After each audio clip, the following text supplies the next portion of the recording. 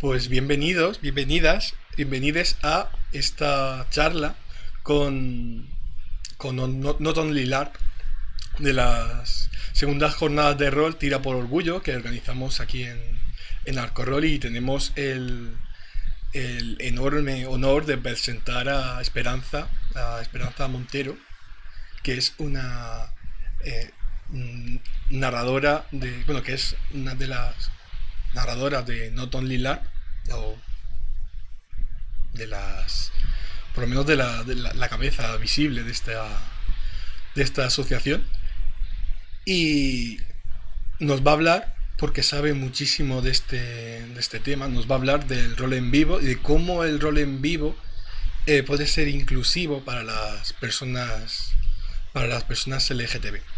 Porque Esperanza no solamente narra sus partidas de rol en esta asociación, sino que además también es activista visible, y yo creo que tiene muchísimas cosas que enseñarlo. Yo personalmente la admiro muchísimo, y por eso creo que era un momento perfecto para poder hablar con ella un poquito.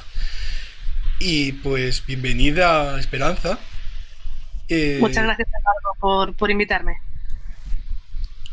bueno, para empezar, hablándonos un poquito, porque es posible que haya gente que no sepa lo que es el rol en vivo. Es un mundo que incluso para roleras que llevan mucho tiempo en sus mesas de juego puede ser un problemático, ¿no? Pero difícil acceder, o a lo mejor no saben lo que es. ¿Y qué tipo de rol en vivo hacéis en Not Only LARP? Pues voy a empezar, si quieres, con la definición de rol en vivo, ¿vale? Para que la gente sepa de qué estamos hablando. El rol de mesa, bueno, muchos de vosotros ya lo conocéis, que al final es estar en una mesa mientras un narrador te narra lo que va sucediendo y vas interactuando pues conforme, dependiendo del tipo de ficha que lleves, pues, y del sistema con el que se juegue, tirando dados o no. En el rol en vivo, de lo que se trata es, lo que hacemos es vivir una experiencia en primera persona. Es el punto de partida que tenemos desde Notolilar. Hay muchas formas de enfocar el rol en vivo. Nosotros lo que hacemos es contar una historia con muchas otras personas y todos somos protagonistas de ella. Lo que intentamos es que cada persona que juega la partida sea protagonista. En el tiempo en el que tú estás jugando la partida vas vestido, caracterizado como tu personaje, te comportas como si fueras tu personaje, tiene un punto de teatro de improvisación, porque no hay un guión escrito ni de lo que tienes que hacer ni lo que tienes que decir. Lo que sí te suele dar la organización, en algunas ocasiones esto lo da la organización, en otras te lo haces tú, es el personaje, quién eres, cómo has llegado allí, y lo que han pensado los narradores es qué está sucediendo allí, qué tipo de tramas y de posiciones de conflicto puede haber dentro de la partida, y está centrado en actuar como si fueras otra persona y vivir las emociones y la experiencia que tendrías al tener a la persona. Como si vivieras una película de Hollywood en primera persona. El tipo de rol en vivo que hacemos desde Not Only LARP es un vivo muy centrado en emociones. Hay como, digamos, distintas maneras de verlo, todas ellas molan un montón. A cada jugador le van a gustar más unas u otras. Lo que buscamos nosotros es que esté centrado en contar una historia conjuntamente, es decir, es una partida colaborativa. Yo no te puedo ganar, no es un objetivo, no es un juego para ganar algo, sino es un juego para contar entre todos. Y por otro lado, muy centrado en las emociones, muy centrado en la experiencia vivencial que tiene cada persona. Por ejemplo, pues yo qué sé, en una de mis primeras partidas de rol en vivo que estuve jugando como jugadora, pues estuve un fin de semana que era la tripulación de un barco pirata, y yo durante esos 3 días que duró la partida pues me olvidé de que Esperanza existía, porque yo estaba siendo pues la capitana de un barco pirata, por ejemplo. Claro, es una experiencia mucho más inmersiva que a lo mejor podría ser una partida de mesa, o podría ser otro tipo de experiencias de juego. Y hay algunos roles muy conocidos de Only Lab. Yo recuerdo haber escuchado bastante del que hicisteis y el que hacéis de Westworld, por ejemplo. Sí, nosotros llevamos haciendo ahí, pues yo creo que ya son como organización, como Not Only LARP, yo creo que son 5 años ya largos. El primero fue Blue Flame, que era sobre una historia en un mundo distópico en el cual te dan una medicación en la cual no puedes estar triste, estás siempre sonriendo y siempre contento. Y es el grupo revolucionario que lucha contra esa realidad. También hemos hecho una sobre Silver Lining, sobre una residencia de ancianos, contada en clave de comedia, sobre lo que es envejecer. Hemos hecho también pues eso, la de Conscience, que está basada en el universo de Westworld, que al final es pues un parque temático del oeste en el cual hay robots y pues los clientes pues interaccionan con los robots. Lo hicimos en el estudio de cine de Almería, en Fort Bravo, donde Sergio Leone hizo sus películas en los 60, pues con especialistas de cine a caballo, con diligencia.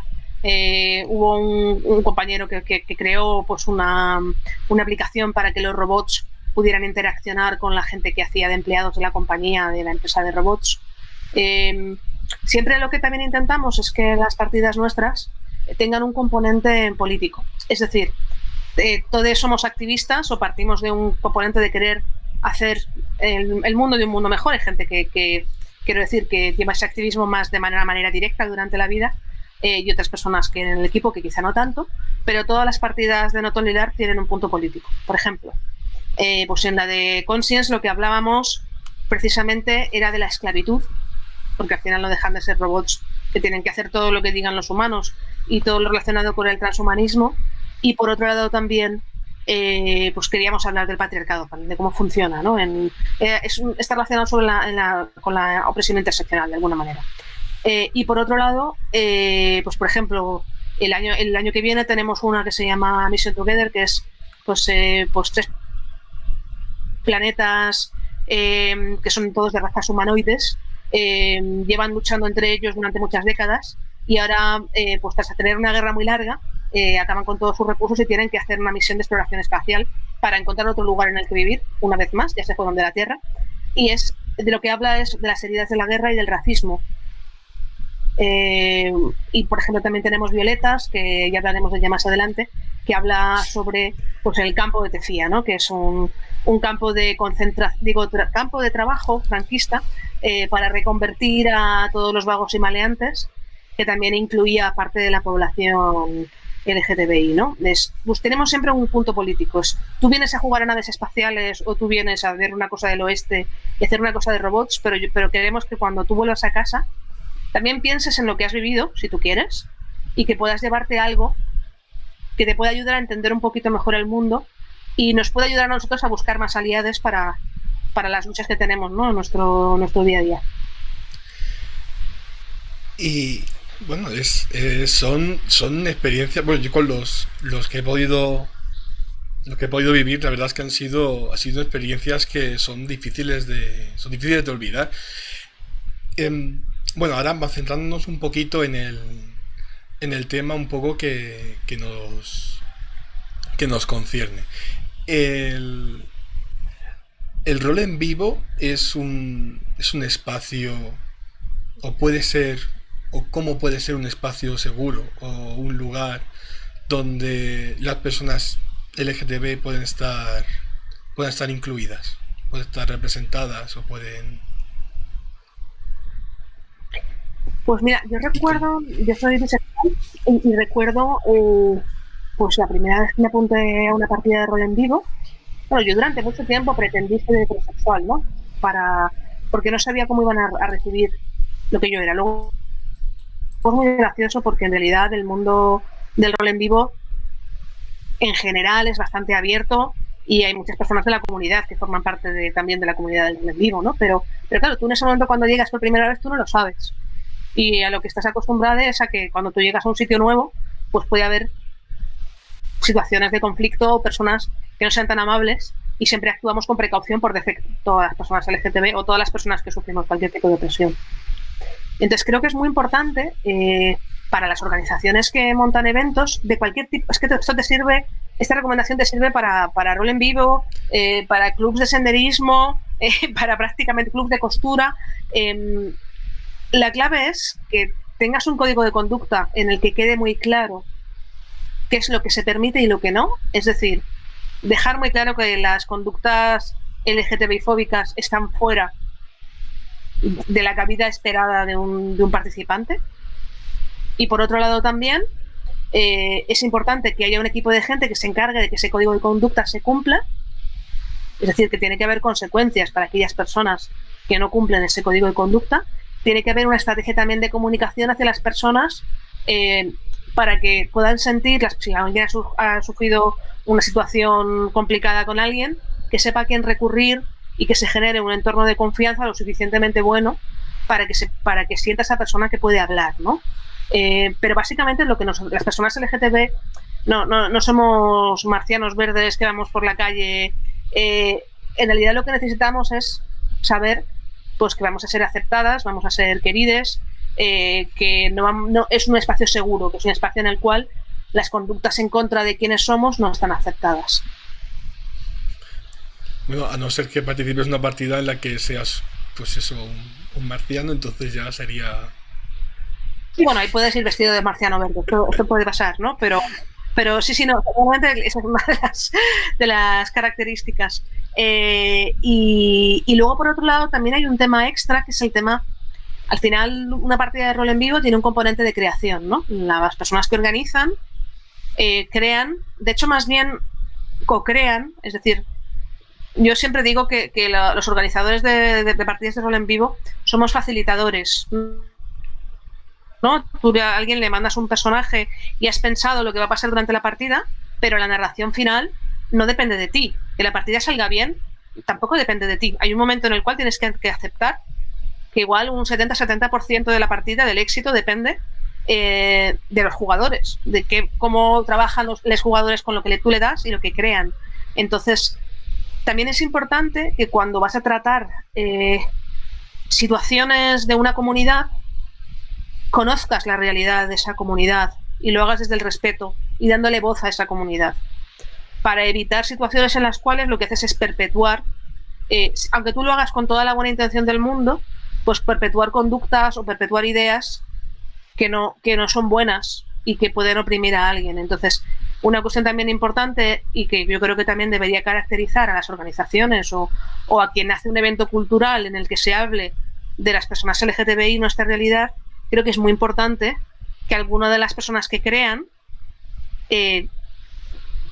sea una persona LGTBI o que tengan a quien recurrir que sea LGTBI y que además tengan un peso distinto en la toma de decisiones. Es decir, que una persona LGTBI puede decir, oye, esto no es la realidad de mi comunidad, porque si no, corremos el riesgo de perpetuar la idea de lo que sucede en Hollywood, ¿no? O lo que sucede en el cine y en la tele. Que, pues yo qué sé, las personas trans hasta hace 2-3 años, pues eran personas de las que uno se podía reír, o que al ver su cuerpo vomitabas, o es que he estado viendo un documental esta mañana que recomiendo muchísimo, que habla específicamente de las personas trans, ¿no? Hay un montón de cosas muy malas acerca de cómo nos representa el mundo de la cultura, nos ha representado a lo largo de la historia, y las personas que no tienen referencia porque no pertenecen a la comunidad o porque no tienen contacto, pues corren el riesgo de acabar perpetuando ese tipo de narraciones que no son positivas. Claro, y como cualquier acto de cultura, al dar a conocer estas realidades como realmente son, ayuda a eliminar este tipo de prejuicios. Claro. Además, es posible que incluso el rol en vivo lo pueda hacer más todavía, dado que interpretas un personaje que va a participar dentro de esta historia, dentro de esta de esta temática. Entonces, claro, entonces es importante. De hecho, es curioso porque según que nosotras tenemos, es divertido porque tenemos mucha gente LGTBI que se apunta a las partidas. Quiero decir, como se nos ve en la comunidad como una asociación pues que va a tratar con sensibilidad los temas LGTBI, pues me llama, por ejemplo, en Mission Together, que es un mundo que hemos escrito, digamos que ningún personaje, salvo uno, tiene género determinado, es decir, que el género lo han decidido los jugadores. Ese uno tiene un sentido, son 3 líderes y queríamos que haya 2 mujeres. Entonces, por narices hemos marcado que hay una persona que tiene que ser, un personaje tiene que ser una mujer. Todo lo demás da igual. Pues oye, más del 20% de los jugadores han decidido que van a ser personas no binarias en la partida. Y no sabéis la ilusión que tenían precisamente los jugadores no binarios, que justo se encontraron con qué guay, que oye, que es que 1 de cada 5 es no binario. De hecho, también para poder jugar la partida tenemos que hacer una guía, ¿no? De cómo tratar con respeto a las personas LGTBI, porque al final el mundo en el que transcurre la partida es un mundo en el cual sale de heridas de guerra, pero la LGTBI-fobia no existe. Pero claro, todos vivimos con la LGTBI-fobia en nuestra vida. Entonces, de lo que se trata es de explicar cómo dirigirte a una persona trans, cómo dirigirte a una persona lesbiana, gay o bisexual, en un mundo en el cual eso no existe. Es decir, es y que además es positivo porque no es explicar a la gente cómo hacerlo bien, ¿no? Que muchas veces nos enfadamos cuando no nos tratan bien y hay veces que falta el explicar, oye, mira, cómo tratar bien o qué palabras no tienes que decir a una persona trans o qué preguntas no tienes que hacer o por qué es tan importante dirigirse a la gente por el pronombre que tiene, ¿no?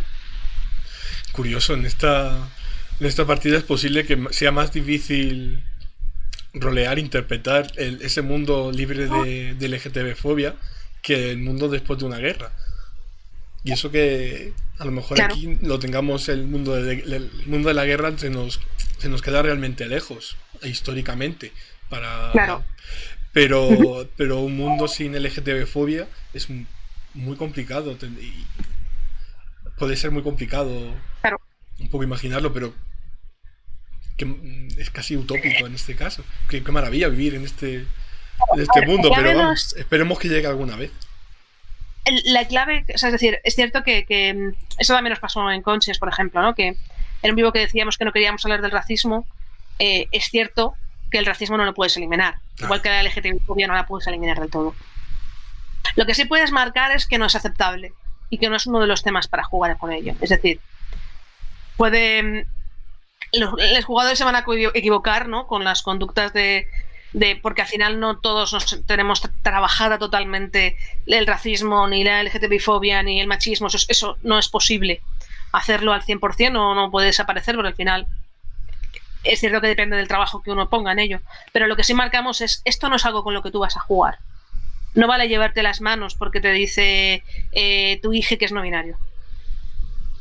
¿Sabes? No puedes decir, oh Dios mío, que esta persona es no binaria, esto es terrible. No. Con eso no se puede jugar. Eso no es una de las tramas de la partida. Y por supuesto también,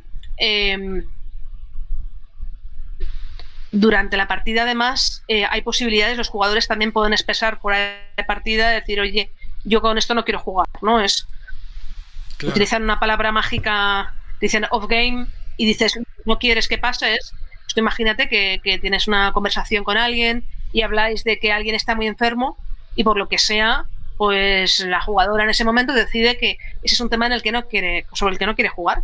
Off game, cambiamos de tema, ya está. Al final tú estás dirigiendo tu experiencia también. Es cierto que los personajes están dirigidos de una manera determinada, con una narración determinada y unos temas determinados, que también intentamos preguntarle a los jugadores antes con un cuestionario qué temas quieren jugar, qué temas no quieren jugar, para evitar meterles en un personaje que vayan a vivir cosas que no quieren, pero si durante el desarrollo de la partida salta alguna cosa con la que ellos no quieran jugar, son totalmente libres de redirigir la experiencia y sobre todo hacerles ver a los demás que ellos no quieren jugar con ello. Y eso es perfecto. Pero de partida lo que hemos fijado es el tema LGTBI, la discriminación a personas LGTBI, no juegues con ello. No vale escandalizarte. No es un problema, es el mundo en el que vives, somos iguales. Imagínate, jugar un mundo en el que somos iguales. Pues es un mundo que merecería la pena hasta más que jugarlo, vivirlo. Y es verdad que en el rol en vivo, al final, los jugadores todas las jugadoras tienen muchísima autonomía. Hay muchos momentos, es muy difícil tener las situaciones controladas en la mesa. Hay una dirección muy clara, porque la directora del juego puede determinar rápidamente los valores, y aún así pueden ocurrir situaciones difíciles y molestas para ciertas personas a niveles intolerables, pues que más en un vivo donde se pueden juntar muchísima más gente sin que no tienen ese control tan cercano. Claro, pero ahí la clave es eso, es el que todos los jugadores sepan usar las normas para decir, oye, mira, de este tema no quiero hablar, o relaja un poco, o es decir, que se puede modificar cosas, y que si hay alguien que por lo que sea no está entendiendo las indicaciones, mira, siendo sincera, cuando nosotros trabajamos con un equipo de seguridad, que es un equipo que puede tomar decisiones sin dar explicaciones al resto del equipo. Esto lo hacemos para que pueda ser totalmente confidencial la información que se da a ese equipo. La función del equipo de seguridad básicamente es pensar en el diseño de seguridad, asegurarse de que la seguridad está funcionando y que existen las normas para que eso pueda tener. Y luego, por otro lado, si hay algún conflicto, pues poder ser quien media o quien puede echar a alguien de la partida o puede determinar que alguien no vaya a jugar nunca más una partida con nosotros, ¿no? Ponte. Yo diría que el 95% de las cosas que suceden son malentendidos.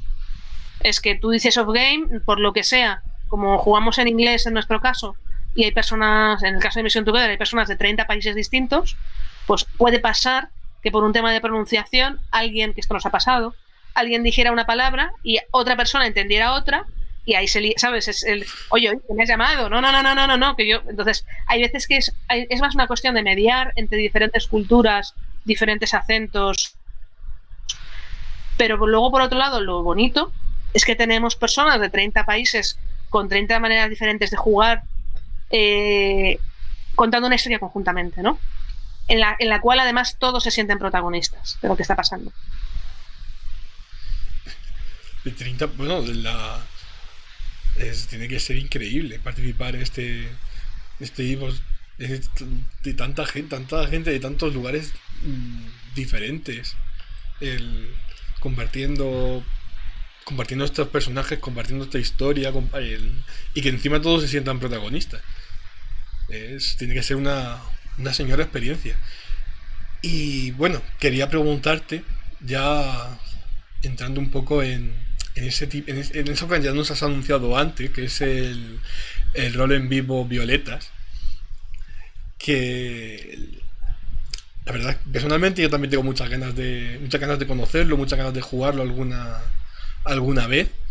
Y bueno, ¿nos podrías hacer una introducción pues mira, a este? La partida, si el COVID lo permite, porque está prevista para el 9 de noviembre y en este momento pues tenemos dudas, ¿no? de si se va a poder realizar o no, pero si no, será más adelante. Lo que queremos es, mira, yo recuerdo, esta historia me la comentaron varios compañeros del movimiento LGTBI, porque hubo unas jornadas, unos encuentros estatales, creo, de FELGTB, que se hicieron en Canarias, se hicieron en Tecía. En Tecía era el lugar en el que donde estaba la colonia agrícola para las personas de vagos y maleantes, que podían estar allí pues hasta 3 años, ¿no? Pues justo había una persona allí en esos encuentros, porque han reconvertido las instalaciones a un albergue rural, un albergue juvenil. Y en ese momento la CGTB lo estaba usando para ese evento. Y hubo un señor, Octavio, que había sido uno de los presos, que les contó la historia al estar allí, a los jóvenes LGTBI. Oye, mira, esto es lo que yo viví aquí. Nos dimos cuenta, Enrique y yo, que fuimos los que pusimos en marcha el proyecto. Enrique es de Fuerteventura, por lo cual conoce bastante bien la historia de Tecía, que la mayor parte de la gente de nuestro país no sabe que existieron más de 300 campos de concentración en la época de Franco, y ya muchísima menos gente sabe que cuando ya todos esos campos de concentración habían cerrado, en el año 53, 54 creo que fue, abrió el albergue de Tecía, el campo de trabajo, ¿no?, de Tecía. En un contexto además en el que España estaba a punto de entrar estaba a punto de entrar en la ONU, en un contexto en el cual ya nos veían como la etapa franquista más abierta, es cuando metemos a las personas por su orientación sexual e identidad de género en la cárcel y les reeducamos durante 3 años. Contaban historias de gente que entraba, pues eso, con 70 kilos y perdía 20 kilos en 6 meses. Es decir, historias terribles que nadie sabe. Entonces, pensamos en poner en marcha el proyecto como una manera de rendir tributo a todas aquellas personas que estuvieron allí para contar su historia, para contar que eso pasó. Y de hecho nos ha sorprendido porque casi nadie sabía sobre la historia. Hemos tenido la suerte de contar con Víctor, que Víctor ahora es director LGTBI en Canarias, que fue uno de los fundadores de Gamma, que de hecho tiene una publicación específica que se llama Orgullosas y Revolucionarias, un libro en el que cuenta la historia de Tefía, tanto del contexto histórico como hay bastantes entrevistas a personas que estuvieron allí. Entonces esa es la idea de la partida de rol en vivo. Lo tenemos planteado para hacerlo en Los Molinos, que está como a 40 minutos de Madrid, y son 3 días.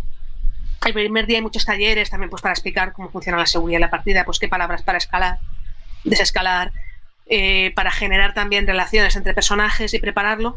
Y está dividido en 3 actos. El primer acto es un acto en el que se cuenta la llegada de gente nueva. El segundo acto es 2 semanas después y el tercer acto es un mes después, ¿no? Se cuenta un poco la historia. El objetivo que tenemos, dado que es un tema muy duro y muy complicado, no es ahondar en lo terrible que era esa situación, ni queremos contar la historia de la cárcel. Quiero decir, eso está ahí porque forma parte de la opresión que hemos vivido las personas LGTBI a lo largo de muchísimos siglos de la historia. De lo que queremos hablar es de cómo esa gente sobrevivió, de cómo esa gente generó un grupo que sobrevivió a ello, ¿no? Siempre que hay una situación de opresión fuerte, se genera un grupo, porque es nosotros contra ellos, ¿no? Es como muchas veces se define. Y es contar, pues, cómo aquellas personas acabaron generando un grupo de resiliencia para salir de esa situación. Bueno, para salir no, para sobrevivir a ella. Para aguantarla. Y es muy bonito porque además habitualmente en las partidas de rol en vivo que generamos, nosotros creamos los personajes, pensamos la historia, les preguntamos a los jugadores qué quieren jugar y en función de eso les encajamos en un personaje o en otro, ¿no? Ha sido entrevistando a cada uno de los jugadores que ellos querían para ver qué historia querían contar. Porque al ser un tema tan sensible queríamos que fuera un proceso de coescritura. De hecho, es más, les hemos pasado el personaje o la historia de vida de su personaje, luego vamos a añadir la parte de Tefía, donde vamos a meter, pues, los grupos que hay dentro de Tefía, las tramas que hay, ¿no? Lo que está sucediendo, ¿no? Las cosas con las que puedes jugar durante la partida. Pero pues ellos han tenido durante un mes la posibilidad de editar totalmente la historia. No, mira, no nació en Palencia, nació en Valladolid. No, mira, no es hijo de 7. No, mira, en vez de anarquista voy a poner que es falangista.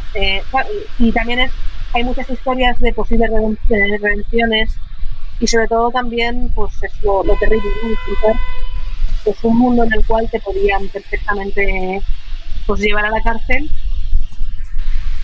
porque un vecino te denunciaba porque no eras heterosexual y no eras una persona cis, ¿no? Entonces es un vivo donde se comparte también la creación del personaje. Y vamos, que... Sí, hay muchas maneras de hacerlo, ¿eh? Wow. No, la verdad es que me he quedado muy sorprendido. La historia, yo no conocía la historia. ¿Y por qué se llama Violetas? ¿O eso es...? Pues en aquella época se les llamaba violetas a las personas LGTBI. De hecho, hay un cómic que se llama El Violeta, que habla también sobre Tefía, pero en una versión en la que desarrolló un chico, me parece que era de Valencia. Te lo estoy diciendo de memoria, no tengo ahora mismo la referencia, pero era el Violeta, ¿no? Se llamaba Violetas. Era una forma despectiva. Pues que sin duda tiene que ser una emoción fuerte el hecho de unirlos, unir a toda esta gente dentro de un campo de concentración. para que establezcan lazos entre ellos y consigan aguantar, consigan sobrevivir. Y bueno, aquí en Alcorrol, en la sede de Arcópoli, hicimos el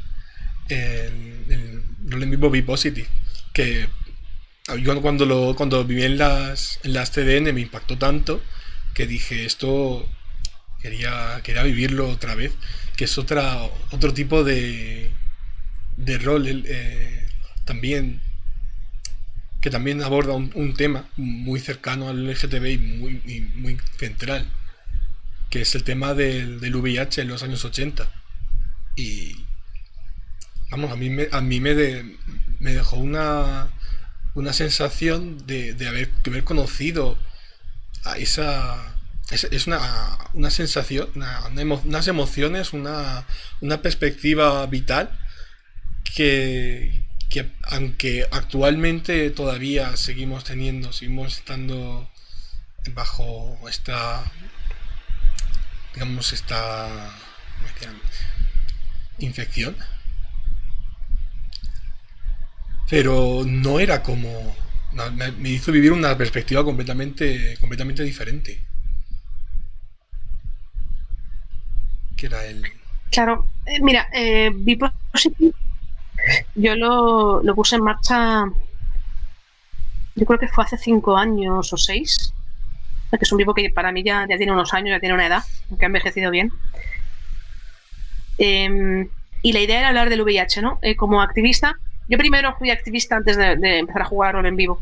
Lo digo porque es importante, porque yo cuando llegué a rol en vivo me di cuenta de la potencia que tiene el rol en vivo de conseguir que alguien durante 2 horas, 3 horas o 2 días, dependiendo de lo que dure la partida, alguien se ponga en los zapatos de otra persona. Si tú juegas a ser esa persona y durante ese tiempo tú tienes la posibilidad de sentir la discriminación que tiene esa persona en primera persona, a ver, no puedes decir que sabes cómo es la vida de una mujer transexual de los años 80, pero puedes decir que durante 2 horas has experimentado muy poquito, pero más de lo que experimentas cuando te lo cuentan, la discriminación de esa persona. Yo quería hablar del VIH y al empezar a escribir y a contar la historia y a plantear los personajes me di cuenta que no se podía hablar del VIH solamente. Es decir, al final de lo que se hablaba es de la situación post-franquista de las personas LGTBI, en las cuales sí había movida madrileña, pero la población de bien era otra, ¿no? Entonces es un poco la idea de confrontar. Lo que se busca es a través de... estás esperando en una sala de espera para saber el resultado de una prueba de VIH, y en ese momento lo que estás experimentando es toda la discriminación que en el año 84 la gente no sabía que era el VIH. Comentaba uno de los activistas históricos catalanes, comentaba que en una entrevista que en Barcelona se liberaron cientos de canarios porque en determinado momento pensaron que eran los pájaros los que contagiaban la enfermedad. Entonces estamos hablando de un periodo en el cual se dan cuenta de que afecta a una parte de la población de una manera desproporcionada, por tanto es la enfermedad de prostitutas y maricones, ¿no? Que es como se veía en aquella época, incluso lo que reforzó luego posteriormente campañas como la de SIDA no da, que de alguna manera reforzaban un poco esas ideas, ¿no? Si yo no soy parte de un grupo de riesgo, yo no puedo tenerlo, ¿no? Que lo que costó luego después trabajar sobre eso. Entonces es hablar sobre... Y para mí también es una excusa, en realidad Be-Positive es un EduLARP, porque tiene un objetivo educativo detrás. Sí. Es decir, mira, esto es la LGTB-fobia, esto es lo que supone tener VIH en el 84, y voy a aprovechar que lo has vivido para explicarte, además, en el taller de salida, te voy a explicar qué es el VIH ahora, qué medicación hay, cómo qué tipos de prevención tienen, a quién acudir cuando tienes que hacerte una prueba, qué sucede si en algún momento te expones a una situación de riesgo que puedes pedir. Es decir, para mí era una manera de unir pues la lucha por los derechos humanos que estaba viviendo en el movimiento LGTBI, más una herramienta maravillosa para poder contar emociones y contar historias como es el rol en vivo. Pues muchísimas gracias, Esperanza, por venir aquí a hablarnos de este trabajo que estáis haciendo. Muchísimas gracias por aceptar esta invitación, por contarnos la historia de que está detrás de este rol en vivo de Violetas, y por hablarnos eh, en general como un poquito como las personas LGTB pueden estar representadas, y el rol en vivo se puede utilizar para representar estas historias ocultas, y hacer ese ejercicio de empatía, creo, ¿no? Que puede trabajar para luchar por mejorar esta sociedad. Y esta es la última charla con la que cerramos el- estas jornadas, y yo pues solo puedo darte la enhorabuena y las gracias por estas palabras. Pues yo muchísimas gracias por habernos invitado. A quienes estáis escuchando, si tenéis curiosidad por ver lo que hacemos y os apetece participar en algún proyecto, en notonilar.com podéis encontrarnos. Y también quería agradecer al Corrol por el trabajo que estáis haciendo para dar a conocer el rol dentro de la comunidad LGTBI, y a Arcopoli por la lucha que hacéis día a día en la comunidad LGTBI. Pues vamos a cerrar aquí, y ya que estoy aprovecho para... Bueno, Hemos sobrevivido bien. Sí, pues mira, me lo cierro aquí. Ahora.